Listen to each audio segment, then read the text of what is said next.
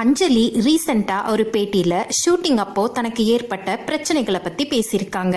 அதுல அவங்க என்ன சொல்லியிருக்காங்கன்னா, எனக்கு எப்பெல்லாம் பீரியட்ஸ் வருதோ அப்பதான் மலையில நனைகிற சீன், குளிக்கிற சீன் போன்ற காட்சிகள் வரும். மெயினா அந்த டைம்ல டான்ஸ் ஆடுற சுச்சுவேஷன் வந்தா ரொம்ப கஷ்டமா இருக்கும். பீரியட்ஸ் டைம்ல எனக்கு மூட் ஸ்விங்ஸ் இருக்கும். அதனால சீன்ல அதிகம் கான்சென்ட்ரேட் பண்ண முடியாது. டைரக்டரை தனியா கூப்பிட்டு என் ப்ராப்ளம் பத்தி சொல்லிடுவேன். பீரியட்ஸ் முடிஞ்சதுக்கு அப்புறம் தான் கஷ்டமான சீன்ல நடிப்பேன். வாழ்க்கையில நிறைய தடவை ஏமாந்திருக்கேன். நம்ம கீழே விழுந்தா நம்ம கையை பிடிச்சு தூக்கி விட யாரும் வரமாட்டாங்க. எல்லாத்தையும் பாடமா எடுத்துக்கிட்டு லைஃப்ல இந்த அளவுக்கு வந்திருக்கேன். ஷூட்டிங் இல்லாத நேரத்துல என் ஹெல்த் மேல நான் ரொம்ப கான்சென்ட்ரேட் பண்ணுவேன். முக்கியமா மேக்கப் போட மாட்டேன். அப்போதான் ஸ்கின்னால கொஞ்சமாச்சு பிரீத் பண்ண முடியும். நான் ராம் சாரோட ஸ்டூடெண்ட் சொல்றது எனக்கு பெருமையா இருக்கு. அவர்கிட்ட இருந்து நிறைய விஷயங்களை கத்துக்கிட்டேன். சும்மா ஒரு படத்துல வந்தோம் போனோன்னு இல்லாம என் கதாபாத்திரத்துக்கு மேஜர் ரோல் இருக்கான்னு தான் நான் முதல்ல பார்ப்பேன். ரீசெண்டா ராட்டர்டாம் பிலிம் ஃபெஸ்டிவலுக்கு போயிருந்தோம்.